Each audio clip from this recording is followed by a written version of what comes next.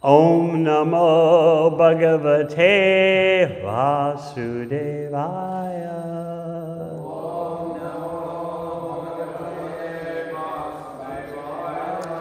Om Namo Bhagavate Vasudevaya.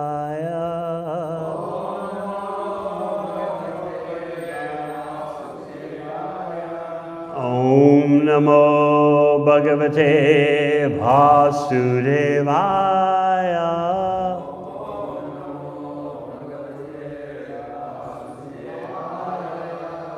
Srimad Bhagavatam, 3rd Canto, Chapter 24, the Renunciation of Cardama Muni, Text 34.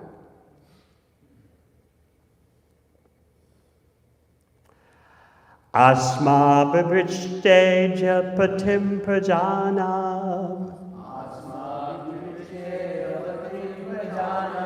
Tvayavatirnana utapta kama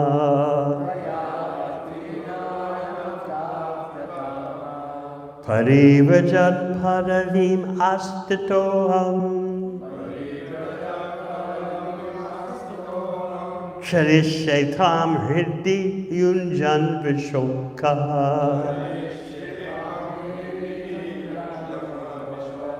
Asma bhibriccheja patim prajanam Tvayavatirnana utapta kama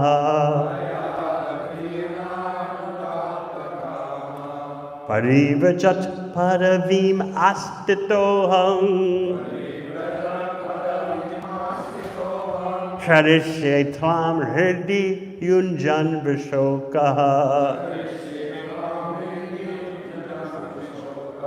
Asma praprichedya patim prajanam Tvayavatirnana utapta kama Parivajat paravim astitoham Charishye tvam hriddi yunjan vishokaha.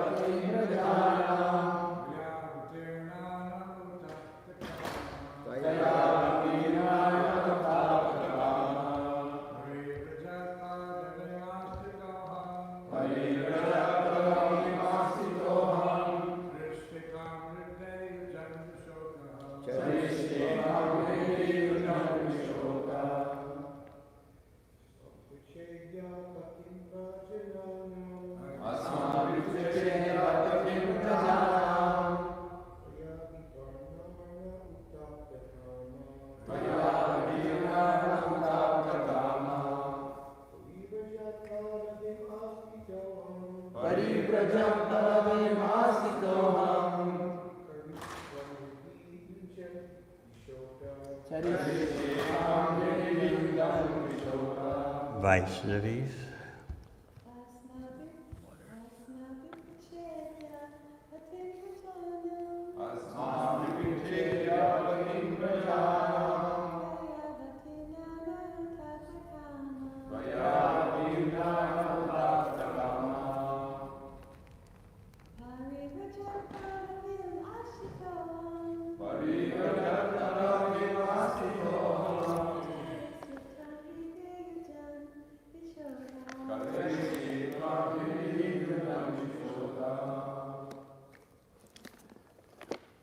Asma abhipricche.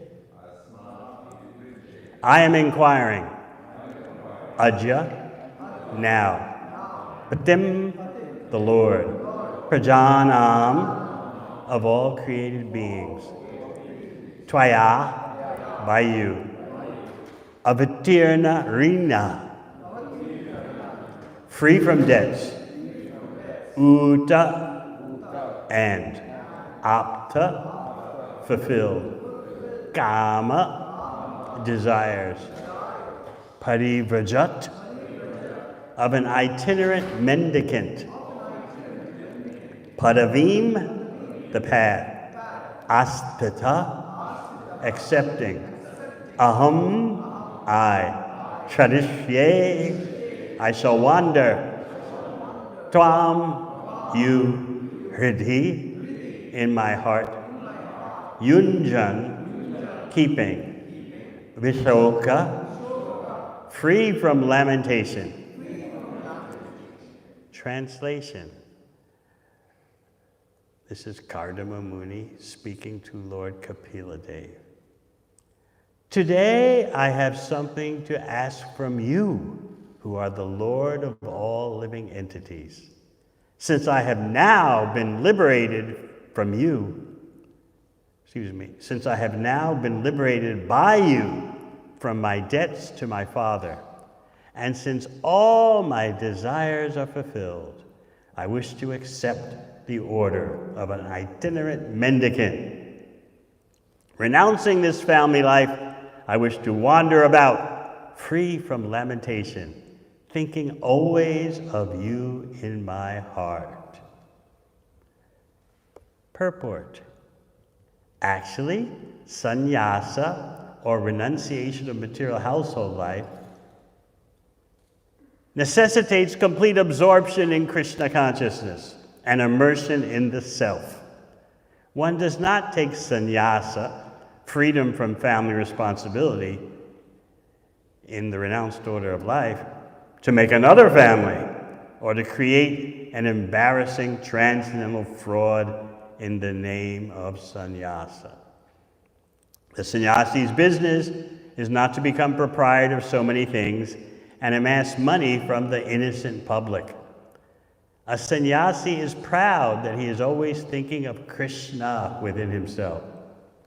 Of course, there are two kinds of devotees of the Lord. One is called Gosjanandi, which means those who are preachers and have many followers for preaching the glories of the Lord, and who live among those many, many followers just to organize missionary activities. Other devotees are Atmanandi, or self-satisfied, and do not take the risk of preaching work. They remain, therefore, alone with God. In this classification was Cardama Muni. He wanted to be free from all anxieties and remain alone within his heart with the Supreme Personality of Godhead. Paribraja means an itinerary mendicant. A mendicant sannyasi should not live anywhere for more than 3 days. He must always be moving, because his duty is to move from door to door and enlighten people about Krishna consciousness. Translation again. Today I have something to ask from you, who are the Lord of all living entities. Since I have now been liberated by you from my debts to my Father, and since all my desires are fulfilled, I wish to accept the order of an itinerant mendicant. Renouncing this family life, I wish to wander about, free from lamentation, thinking always of you in my heart. Om Agyanatimirandasya Gyananjana Shalakaya Chakshur Militang Yena Tasmai Shri Gurave Namaha. Jai Shri Krishna Chaitanya Prabhu Nityananda Shri Advaita Gadadhar Shri Vasadi Gaur Bhakta Vrinda. Hare Krishna, Krishna Krishna, Hare Hare, Hare Rama, Rama Rama, Hare Hare. It may seem unusual that Cardama Muni is requesting something from the Supreme Personality of Godhead. First of all, he has established that the Lord appears to assume a body, but actually his body is eternal. When the Shastra says he takes a body, or he assumes the body of Kapila Dev, for example, that simply means he makes manifest to ordinary vision what eternally exists. So the acharyas explain that in common language, you say takes the body or appears or assumes a body, but you must have the scientific knowledge, the knowledge of tattva, that the body of the Lord is eternal and simply appears and disappears to our vision.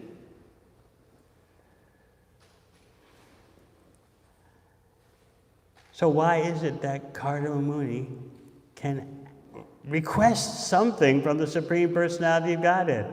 You might think niskinchana means you don't possess anything, you don't want anything, but you are allowed in bhakti, in your reciprocation with the Supreme Personality of Godhead, you are allowed to request what is favorable for the Lord's pleasure. Bhakti is reciprocation. It's not one-sided. Krishna is more eager to satisfy his devotee than the devotee is eager to satisfy Krishna. But there's actually a competition. The devotee feels so indebted to Krishna, so satisfied by Krishna, that the devotee tries harder to please Krishna. And Krishna is trying harder to please his devotee. So this competition goes on eternally. In the Shikshashtaka prayers, which you recite some mornings, Lord Chaitanya is showing. He wants something. Mama janmani ishvare bhavatad bhaktir ahai tuki tve. I do request, birth after birth, devotional service to your lotus feet. So a devotee can ask for something that's favorable for Krishna's pleasure. Sometimes it can seem that the devotee is being selfish, just like in Krishna Leela. What happened?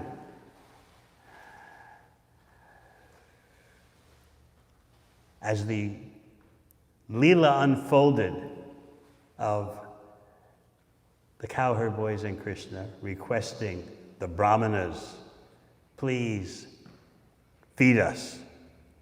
And of course, as you know, the brahmanas refused. They didn't even answer, actually. Krishna gave the cowherd boys an order. Why? Because they had been wandering in the forest for so long, and the cowherd boys expressed to Krishna, Rama Rama Mahabaho Krishna Dushta Nibarhanaha. First of all, they addressed Balaram, knowing that Krishna would be pleased by that, because Balaram is the elder. So Rama Rama Mahabaho, oh mighty arm Ram, and oh Krishna, Krishna Dushta Nibarhana, oh Krishna, the destroyer of mischievous elements. In other words, you've killed so many demons, both of you. We have a demon for you to slay. We're hungry. Can you slay the demon of hunger? So you might say, aha, they're thinking of themselves. Where is the pure devotional service? But actually the cowherd boys are thinking that Krishna needs to eat. So in order to get Krishna to eat, we will say that we are hungry.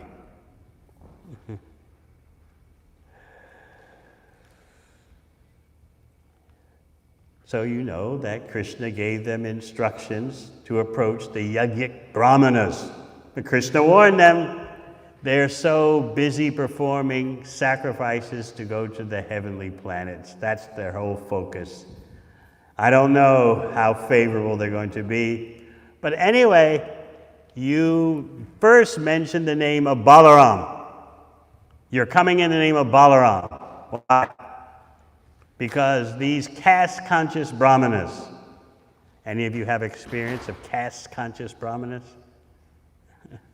These caste-conscious brahmanas think, well, at least Balaram is born from a Kshatriya. He's known to be the son of Vasudeva. But this Krishna, he's just a cowherd boy, Vaishya, son of Nanda Maharaj. So Krishna said, because they think that way in such rigid consciousness, you better first mention the name of Balaram. So what did the cowherd boys do when they approached the sacrificial arena? When they approached the yogic brahmanas? They were very respectful. They paid full dandavats on the ground. They called out to the brahmanas, "Hey, Bhumi Deva, oh earthly gods, we have a request for you." Krishna and Balaram are nearby. They mentioned Krishna's name first. They didn't follow Krishna's instruction because they were overwhelmed by attachment for Krishna. Krishna and Balaram are nearby and they're hungry. We're right at the point of the yajna where you can give the food. It won't spoil the protocols for the yajna. What happened? What did the brahmanas say? Nothing. They didn't even say no. The cowherd boys got a little on edge and they sarcastically said, "Oh, Dharma Vittama, oh, best of the knowers of Dharma, of religion." They didn't mean it.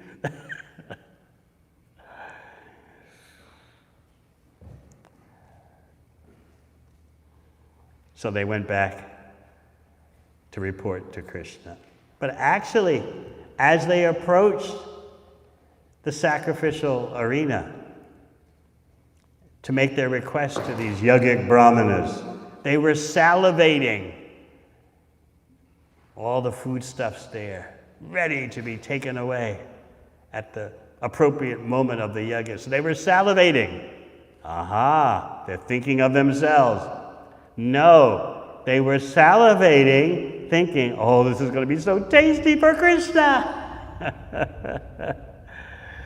So this is pure bhakti. They're thinking of Krishna's pleasure, but Krishna is always thinking of their pleasure. So Lord Chaitanya says, Mama janmani janmani isvare bhavatad bhaktir ahoitaki tve. Birth after birth, I do have a request for something. My request is that birth after birth, I just have devotional service to your lotus feet. I don't want anything else, but I do want something. What about when Lord Nrsingadev apparently tried to tempt Prahlad Maharaj? Prahlad, it is my pastime, it is my Leela, that anyone who approaches me has all their desires fulfilled. Ask for me, Prahlad, whatever benediction you like. And what was Prahlad's response? My dear Lord, you know my family background. I'm born in the dynasty of the demons. I'm prone to material desires. It seems like you're tempting me, my Lord. I have the weakness due to my family background. It seems like you're trying to tempt me, but actually you're not. I know that you're not. Because you have sent me into this world to demonstrate the behavior of a pure devotee. So in other words, you're just trying to establish the glories of the devotees in pure bhakti. You're not trying to entrap me. You know what entrapment means? It's a legal term in the USA. There's probably an equivalent in the UK. Let's say Probably Hans Ruberhu could explain it even better, but when a law enforcement officer undercover says, "Hey, I got some drugs for you. You should take it. It's really good stuff." And the law enforcement officer, undercover agent, really pushes you. Come on, you can't refuse. If he's too enthusiastic and pushing as an undercover agent, the person in court can say, "I was entrapped. He pushed me against my will, he took advantage of my weakness, so he was so determined. You got to take these drugs, you got to take..." And so often the case will be thrown out of court. It's called entrapment. So you would think that Lord Nrsingadev is doing that with Prahlad. Prahlad, what benediction do you want?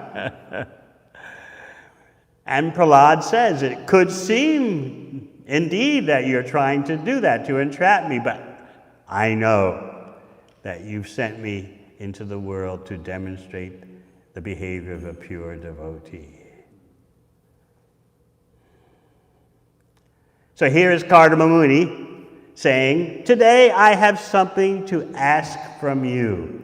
Asma bhaprishte japatim prajanam." O Lord of all created beings, Asma abhiprishte, I'm inquiring, Aja, now, at this moment. I want to wander about as a mendicant, free from all lamentation, thinking always of you in my heart. Cardama Muni, in one sentence, reviews the whole preceding events by the culmination. Now I have been liberated by you from all my debts to my father. Who is his father? Brahma. Brahma has requested Cardama Muni to marry and to procreate. Cardama Muni, as a brahmachari, had accumulated so much mystic power. And so Brahma, knowing that the universe needs to be populated with quality living entities, turned to Cardama Muni and said, I want you to marry, and I want you to have children. So now Cardama Muni has done that. He had 9 daughters and 1 son. So Brahma requested that the 9 daughters be married to the greatest rishis, Atharva and others.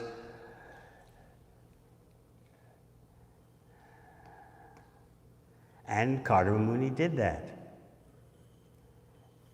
His last child was the Supreme Personality of Godhead, who, as you've heard earlier in this chapter, took shelter of the semina of Cardama Muni and then came from the womb of Cardama Muni's wife, Devahuti. So you might say, what is this about the Supreme Personality of Godhead taking shelter in the semina? That sounds like a material situation. But you may recall Srila Prabhupada pointing out in his beautiful purport that the Lord is present everywhere. So why should you object whether he appears to take shelter of semina, or like Lord Nrsingadev appears to come from a pillar, or like Varahadev seems to come from the nostril of Brahma? He's everywhere. He's in the heart of Cardama Muni. He's in the heart of Devahuti. So that he manifests in this particular way, through the semina, or through a pillar, or through a nostril, that's secondary. The primary point is that the Supreme Personality of Godhead has no material birth. He's Aja, unborn. As Queen Kunti Devi prays in the first canto, how is it that the unborn seems to take birth? This is something to eternally meditate on. And of course, the living entity, the jiva, is also unborn. But because we're covered by nescience, we've forgotten that. So let's talk about indebtedness, since Cardama Muni says, I've now been liberated by you, by the appearance of Lord Kapila Dev. That's it for Cardama. He's done his dash, as they say. And he's ready to renounce, to accept the renounced order of life and wander throughout the world, thinking always of the Supreme Personality of Godhead in his heart.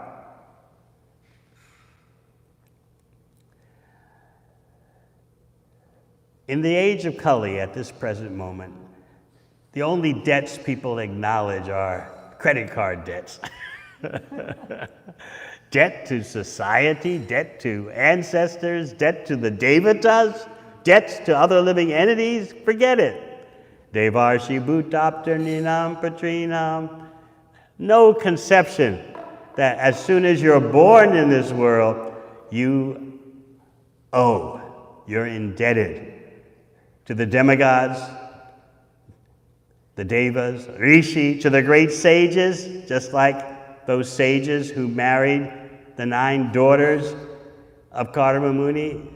We're indebted to them because they fill the universe with knowledge.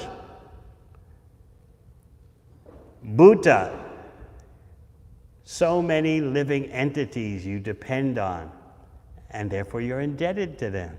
The living entities, they may seem insignificant animals, but you're dependent on them. You're indebted.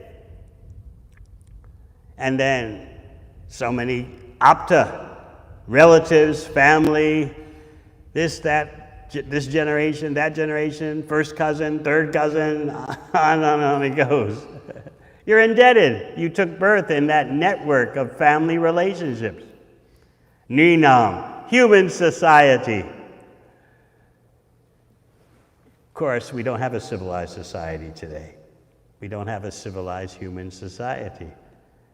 But there's some, even in this age of Kali, there's a little bit of indebtedness for the little tiny bit of good that a human society today might do. It's highly questionable. As human beings trample the earth, destroy the earth, threaten the earth with nuclear weapons. So you might wonder, what's my debt to human society? But in a real human civilization, as we don't have today, society passes down stability, passes down structures for progressive development of your spiritual life. Dharma, artha, kama, moksha. All that's, of course, long out the window these days. Nirnam patrinam, to your ancestors.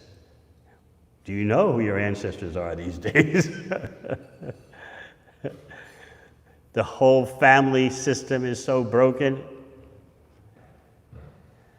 Many government leaders have concluded that since the family stability is rapidly disappearing, the nuclear family, that's the latest talk, nuclear family is out the window. Therefore, we have to figure out a way of organizing human society by acknowledging that the nuclear family is gone. So even I've seen it in very respectable New York publications. They're advocates for the open family. And they're trying to come up with various combinations that would satisfy human needs different from doing that through the nuclear family. Nuclear family, mother, father, you know, that kind of thing. Living together all their life, creating children, grandparents, grandchildren. That's out the window. One speculation is, well, open relationships, yes. But some people have this need for commitment, while at the same time, the need for freshness in the relationship. So therefore, you should maintain a steady partner for that feeling of commitment. But then, for your love of excitement and freshness, you should be allowed to diversify. That's the latest. Of course, divorce has long been commonplace in the Western society, and now you see it happening even in the world of India. Divorce is no longer a shocker. 30 years ago, you would hear married couples from India, even though sometimes they would have disagreements, we never divorce, we never divorce. Forget that these days. By reading this chapter, the Renunciation of Cardama Muni, you get a sense of real stability and elegance. You get a sense of sanity in social arrangements. So Cardama Muni is saying, I've done everything properly. I followed the order of my father, Brahma. I've paid off all my debts. I've had children. The daughters are all married to great sages. And now appearing as my son is the Supreme Personality of Godhead. I've done it all. So now I want to take to the renounced order of life. So as you'll hear in coming verses, the question could arise, how can Cardama Muni leave home when at his home, as his son, is the Supreme Personality of Godhead? But Srila Prabhupada points out in the purports that even if God becomes your son, still you follow the Vedic injunctions, Panchasurdvam Vanam Vrajet. Age of 50 means move on to retired stage of life, Vanaprastha. Prepare for wandering as a renunciate.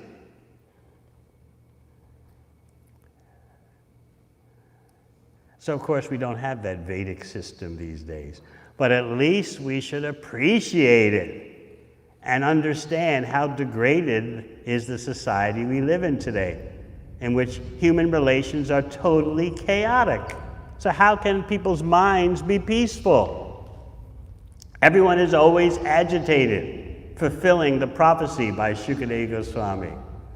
Manda sumanda, manda bhagya upadruta. Above all, always disturbed. There's no structure for progressive development. There's no stability. Everything is tossed out the window. Even what was present in New York City in the 1950s in terms of stability, safety, social sanity, it's all gone. I was speaking Tuesday night at your program, what life was like growing up as a little boy in Queens. Later, of course, I lived in Manhattan, but as a little boy in Queens, in Springfield Gardens. There were forests everywhere, and the roads were unpaved, dirt roads. This is New York City, and forests. To the right side of my house was a big meadow. Across the street was a big forest. So the little kids like me, 4 and 5 years old, could just wander throughout the whole neighborhood. 3 blocks this way, 2 blocks that way, and the parents weren't worried. We could wander in the forest. Why weren't the parents worried? Because all the men were at work, but all the mothers were at home. So you couldn't do anything naughty in the neighborhood, because even though your mother wasn't seeing you, some neighbors, some mother in the neighborhood would be watching and would report you to your mother. So all the kids, this is New York City, all the little kids, 4 and 5 years old, used to roam throughout the neighborhood, playing, roam in the forest. Of course, that's all out the window now. So even the traditional social milestones of 50 years ago, 60 years ago, 70 years ago, just in the 20th century, They're all gone.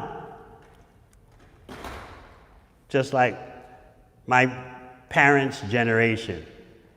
You go to high school, you have a high school sweetheart that you marry as soon as you graduate from high school. You marry at the age of 18. You have your first child when you're 21. And then by the time you're 25, you've purchased a house with a mortgage. And you find a job with some business or industry or government office. You find a job that will give you a pension when you retire 40 years later. All that's out the window. And you're supposed to be happier because it's all out the window. You're free. No obligations, no debts, no commitments. Make your life as you want. Don't acknowledge any external deity that tells you what to do. It's all about you being self-defining. It's all about you making your own point of reference, you making your own standards. And if you do something wrong that you recognize as wrong, what do? You simply forgive yourself and keep moving. That's the whole point. Keep moving, keep making the money, keep trying to gratify your senses. People are going crazy living this way. They're so proud. I will make my own life my way. Meanwhile, they're just imitating someone else. It's been said that as soon as someone, or some individual or some business says, we're authentic, be suspicious. So reading this chapter gives you a sense of a real human civilization. And Cardama Muni says, I've done everything, it's all in order. Now I'm ready to leave home. Even though the Supreme Personality of Godhead is my son. Still, I must follow the Vedic injunctions. Cardama Muni understands that when it's time to go, it's time to go. That the responsibilities can never seem to end. Some devotees were discussing with Srila Prabhupada that, so, pancha sorvam vanam vrajet. You retire from family life when you're 50. Does that mean that all your responsibilities are done? All the intricacies have ended? And Srila Prabhupada replied, they never end. But it's just that when you're 50, according to the traditional system, which we don't have today, when you're 50, yellow light. Yellow light means what? More than that, what else? Yes, red light is coming. Red light is death. And yellow light means slow down, make some changes, be prepared for the red light. So, of course, we have devotees in so many individual situations. The main thing is that they go on serving Krishna with full dedication. But it's always wonderful to hear what a real human society does and how it's structured. And you get that sense of beauty, sanity, and elegance in this chapter. All right, any questions?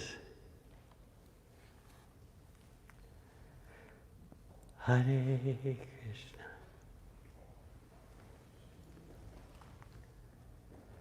No questions? Yes.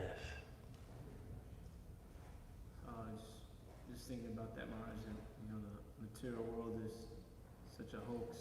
The other day I was walking through Chinatown, and every shop, there was this one street where every shop said they had the best sponge cakes in New York.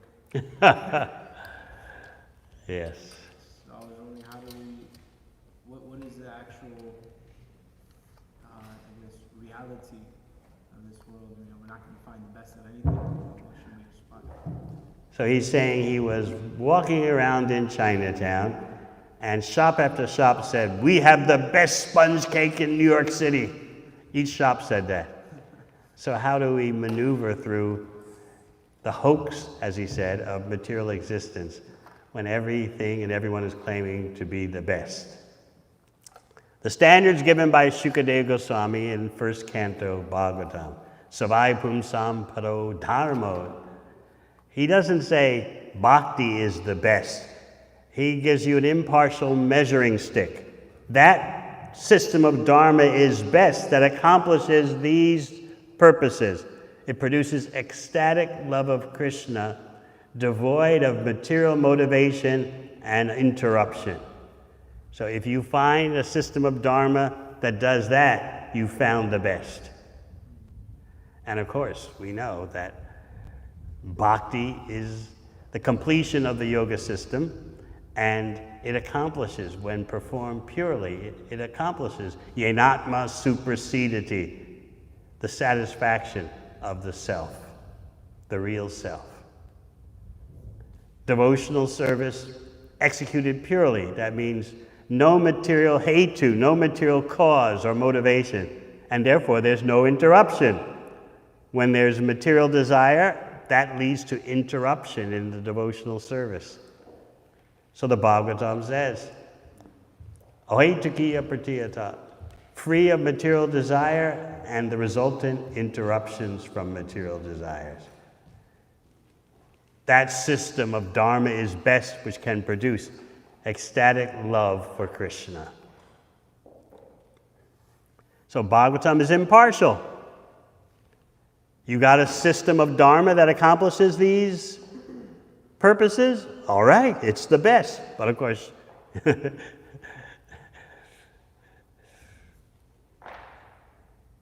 only Srimad Bhagavatam points in that direction with full revelation, full explanation.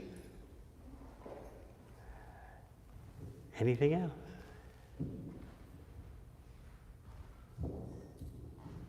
Hare Krishna Maharaj. My question was, if Kapila Muni was born as Supreme Person God comes as Kapila Muni. If Kapila Muni was what? Kapila Muni, the Supreme Person Godhead, he comes as Kapila Muni. Yes. So we have heard that the purpose of renunciation is service to Krishna. Yes. So then why did Cardama Muni leave home?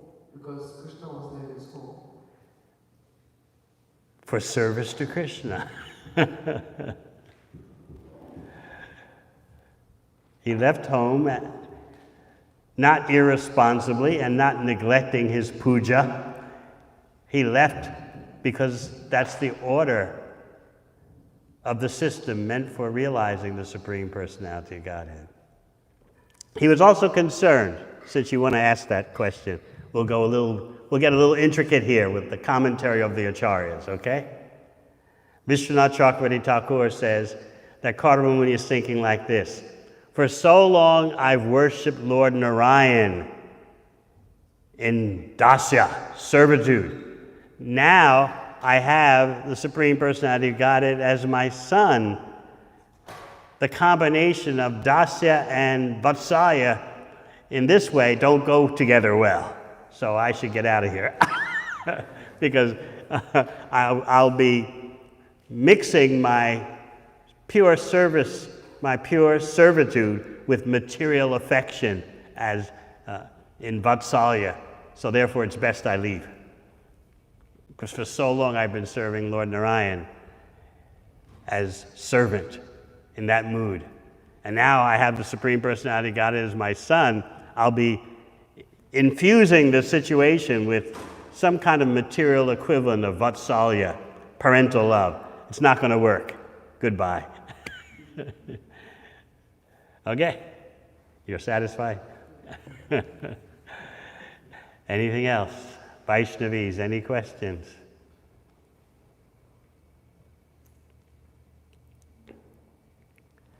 All right, thank you very much. Hare Krishna.